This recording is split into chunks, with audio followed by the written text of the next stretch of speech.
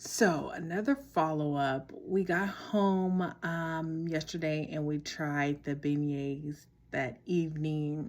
Mind you, of course, this was not in the restaurant. This was once we got home and everything. As a person who have had Cafe du Monde,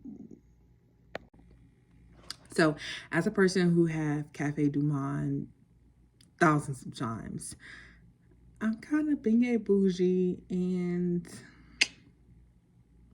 wasn't feeling it. And they gave you syrup and like some chocolate syrup as well, like regular syrup, yeah, and chocolate. And it was like the bitter chocolate sauce, and I wasn't feeling it at all. Mm-mm.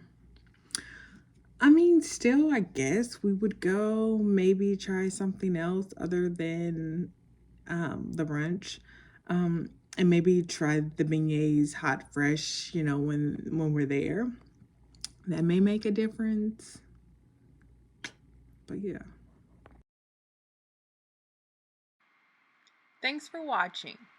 If you haven't already, be sure to like the video below and leave us a comment.